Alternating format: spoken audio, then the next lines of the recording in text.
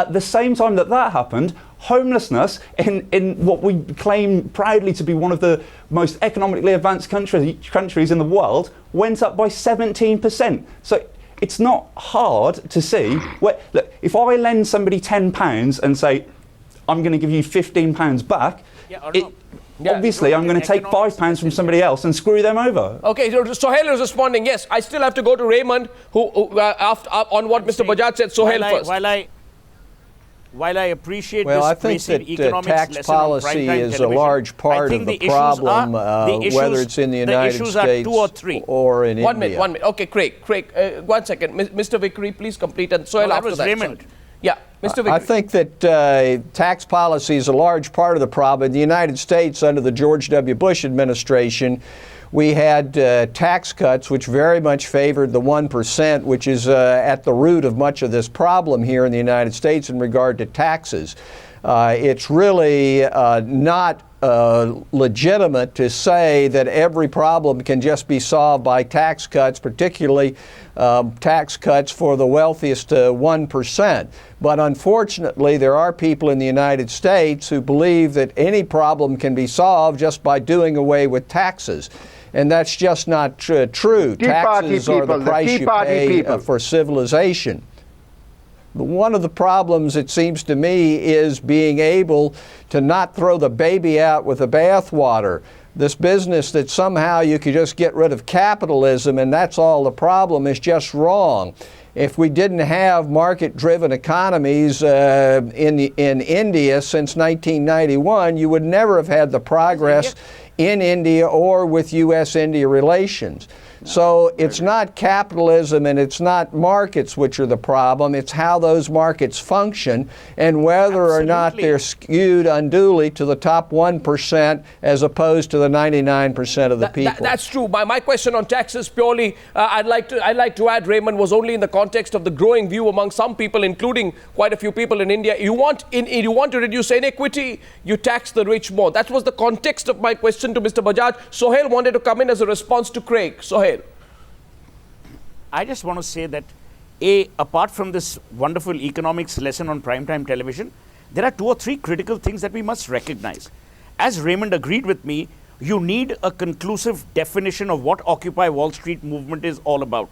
What is the leadership, what is the purpose, and where's the conclusion? More importantly, you and I have both studied economics.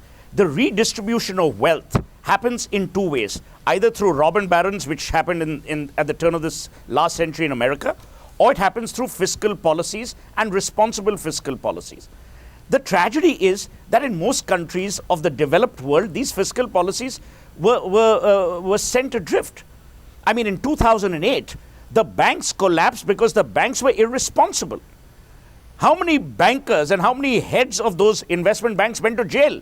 Not one. You sent Jeff Skilling for 24 years for Enron.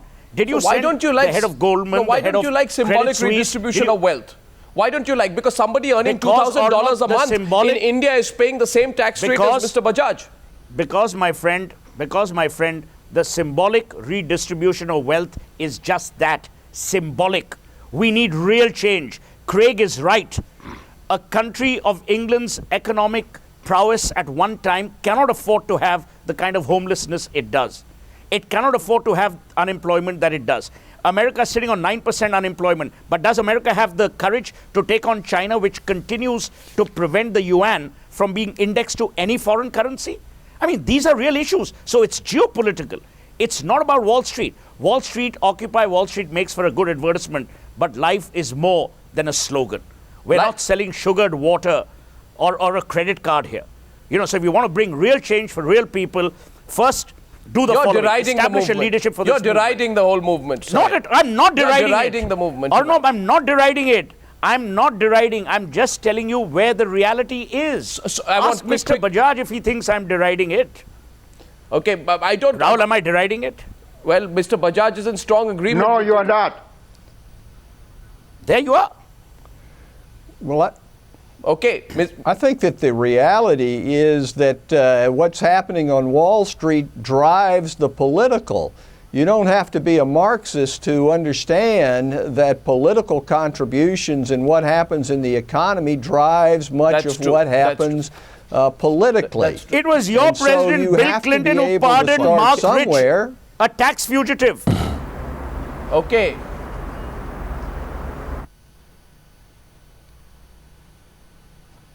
Well. Sohail puts a charge there. Sohail, you can repeat your question. I think there was audio problem. I'm saying, as Raymond rightly said, it is the politicians. But Raymond, you and I have we've both known deviant and delinquent politicians. What did Bill Clinton do on the last day of his presidency?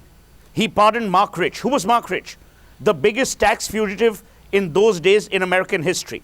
And I repeat what I said earlier. When these banks failed the consumer, when they enticed the consumer with greed and avarice, did any of the banks' heads go to jail? Okay. No.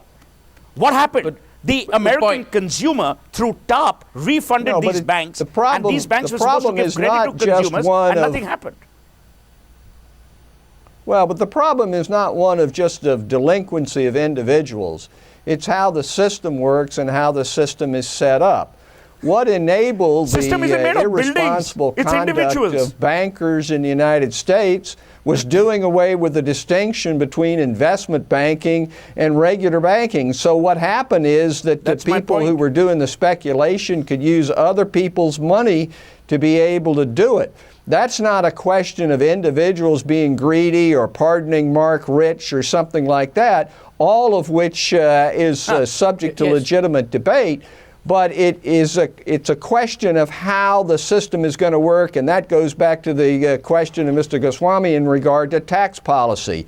And it can't be the case that the guys at the top are able to pay less in terms of tax than their secretaries and assistants. And as Warren Buffett said in the United States, that's exactly what happens. And we need that kind of reform. I'm not going to speak for India, but I think in India the problem is that there are a lot of people at the top who aren't paying the taxes that they're supposed to. Mr. Bajaj, my last question to you, sir, is how should we watch and view what is happening globally today and take immediate steps to ensure that the frustration levels in our own country don't grow?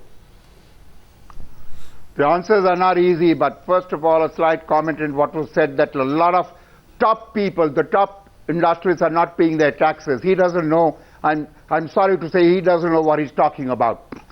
Maybe a lot of people are cheating. Maybe they are not paying enough. But there's a complete details of the top 200 people, top 500 people in the tax they are paying. I have no time to go into details who's paying how much. Everybody is paying tax. Somebody may be evading part of it. I'm not justifying it. If he's evading it, catch him and put him in jail. What is the government there for? Correct. But to find a solution, in the US, what happened about the debt crisis about 6 weeks ago? Irresponsible Republicans, Tea Party types. I mean, I hate to think what will happen if Michelle Bachmann or Governor Perry become the next president of the United States. Mitt Romney better, but Tea Party doesn't like him. I'm not saying everything that Obama did was right. That's not the issue. But they brought it to the brink and settled it at the last moment. Now he wants to spend. The Republicans want to cut spending but not raise taxes. I mean, come on, how are we going to solve that problem? How will you solve the problem of WTO, which is dead, de facto dead since 2001 in Doha? What is happening in climate change? They want us, we produce 1/10 the pollution per capita as US does. But they want to equate us with them. They said, they talk of total pollution.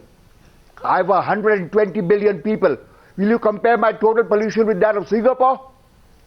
I mean, it's so self-serving an argument. We have to solve it. That's why there is a G20 now instead of a G8. There must be a reform of the United Nations system in terms of their Security Council. Unless you do all that, we can keep shouting at what happened in St. Paul's. We can keep shouting at corporates and individuals. Gandhi and Buddha didn't change the temperament and character of people, and neither will anybody today. Not our Prime Minister, not the President of the United States. It's the nexus. So, Arnab, start a movement against the nexus. It's not about an address. Yeah, absolutely. It's not about St. Paul's or Wall Street. Hazare is doing that. In India, at least somebody is doing that. This has been an extremely illuminating and interesting debate tonight. Who is doing it in the US? Who is doing it in the US? One thing it has They are sitting smug. No one, and I'm not anti-US. I'm a Harvard MBA. I have friends there. But The US made is one not mistake. setting a good example as to where countries should go. I think from Raymond Vickery to Craig, who's not with us right now, Sohail Seth and Rahul Bajaj, one thing this debate has taught all of us and taught me as well is that the problems are similar. And as Mr. Rahul Bajaj says, we need to address the root causes. Maybe we will. Maybe we'll take the debate beyond just, the symptom. Maybe we'll go into a deeper diagnosis. We hope we do. Or the symbolism. From New York, Pune, London, and Washington tonight, thank you very much. It's a pleasure and a privilege bringing the news to you always. I'll see you tomorrow, same time. Till then, good night and goodbye.